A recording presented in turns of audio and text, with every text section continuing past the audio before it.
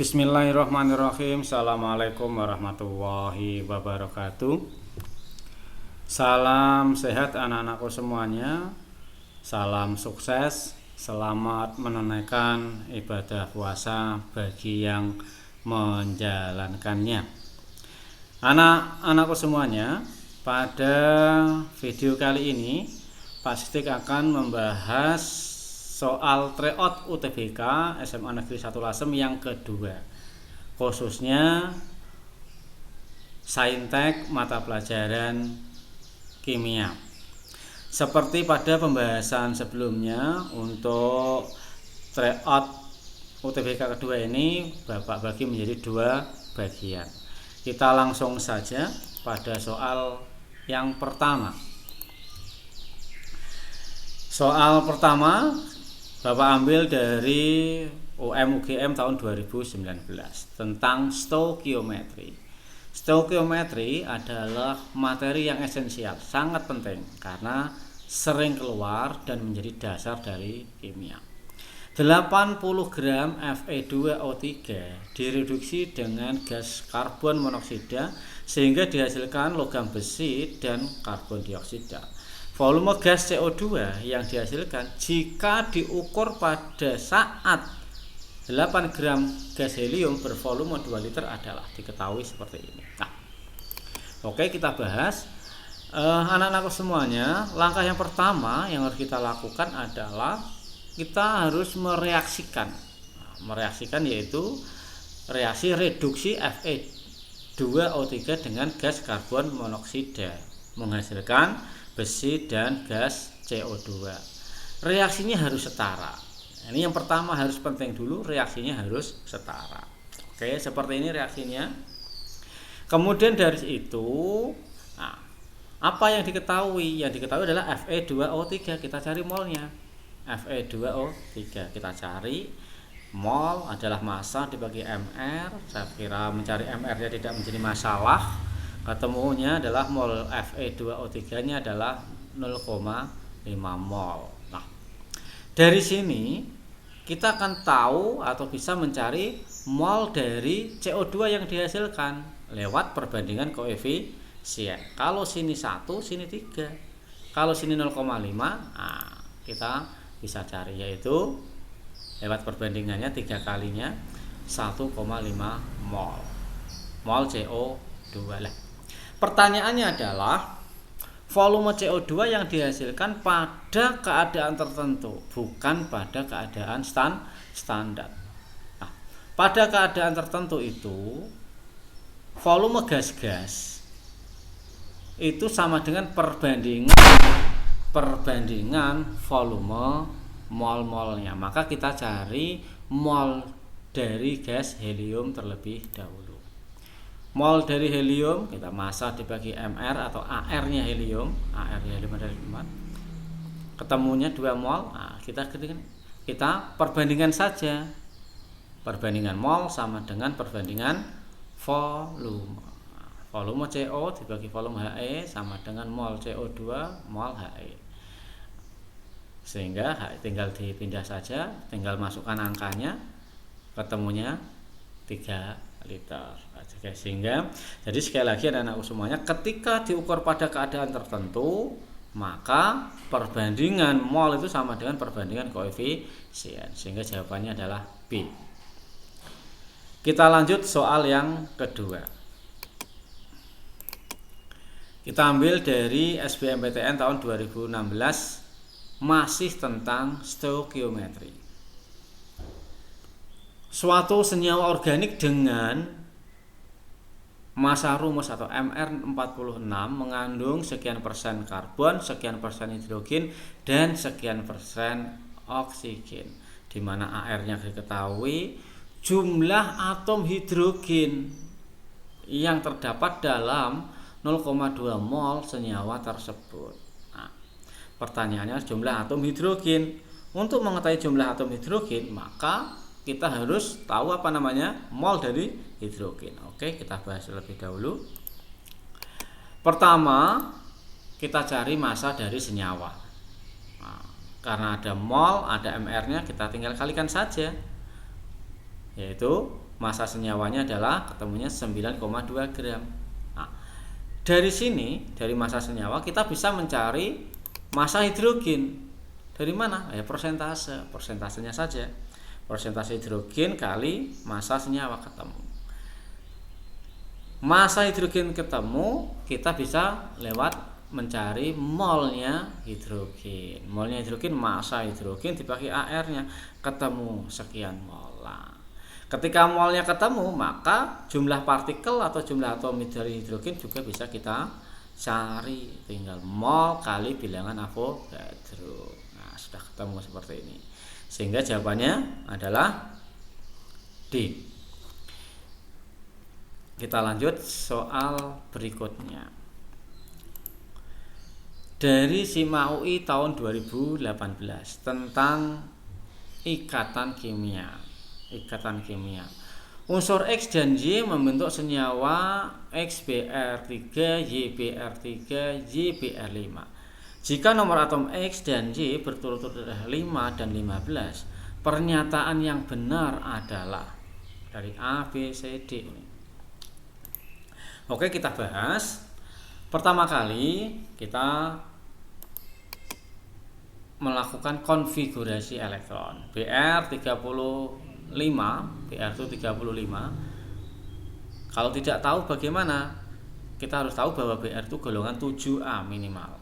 7A sehingga elektron valensinya 7, dia membutuhkan 1 elektron untuk stabil.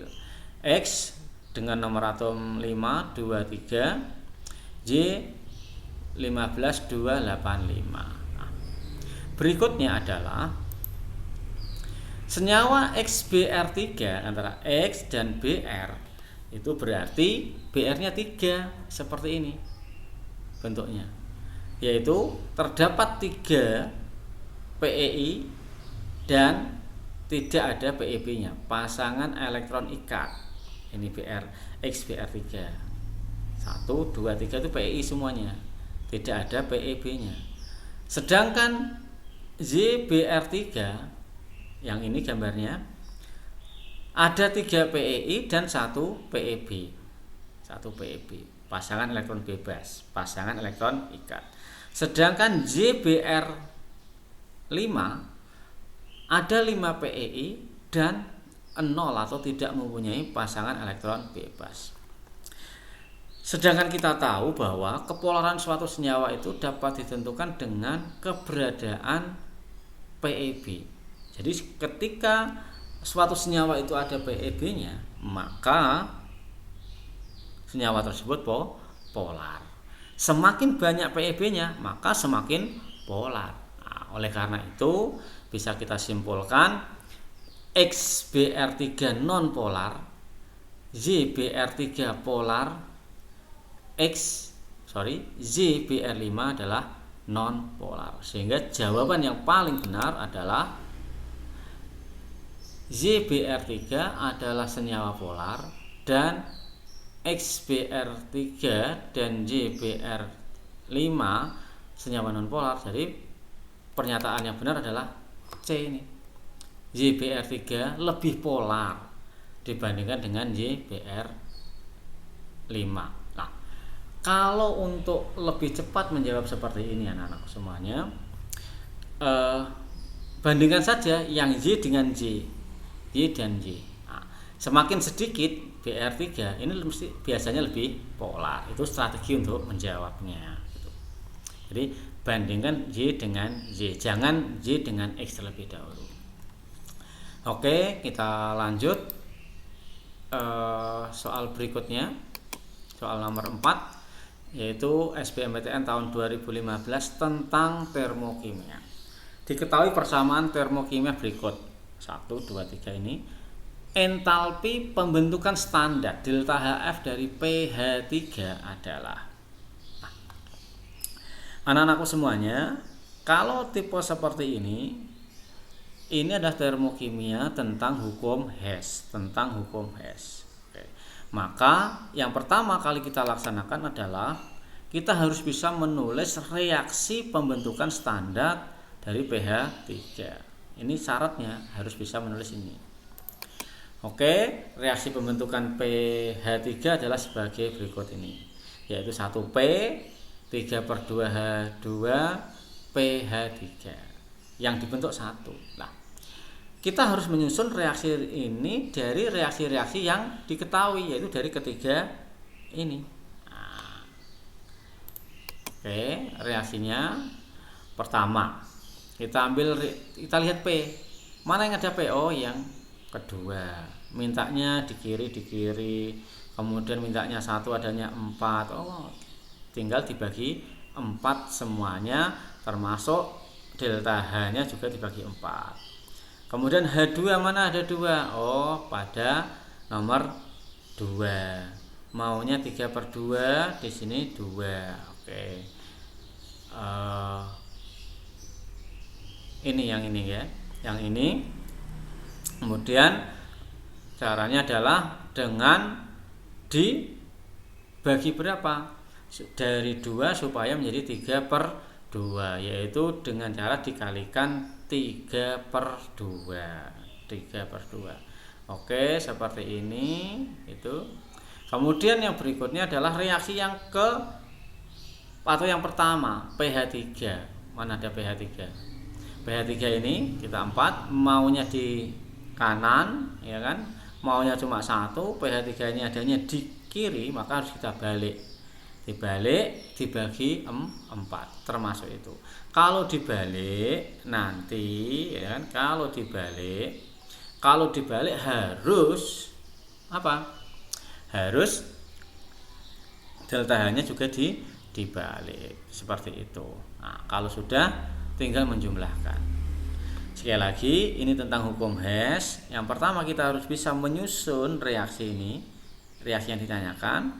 Kemudian kita menyusun reaksi yang ditanyakan dari reaksi-reaksi yang diketahui. Apakah reaksi itu dibalik atau tidak, dikali atau tidak. Nah, sehingga hasilnya adalah D. Kita lanjut soal nomor 5. UGM 2017. Diketahui data percobaan penentuan order reaksi berikut ini. Waktu reaksi pada konsentrasi X dan Y masing-masing 0,2 adalah. Nah, anak-anakku semuanya, kalau ketemu soal seperti ini tentang laju reaksi, juga esensial, biasanya keluar 1 atau 2 soal. Yang pertama kita harus mencari order reaksinya. Yang perlu diperhatikan adalah biasanya soal-soal itu yang diketahui adalah lajunya, laju reaksinya. Tetapi di sini yang diketahui adalah waktu. Tapi tidak usah khawatir, kita tahu bahwa laju itu berbanding terbalik dengan waktu. Oke.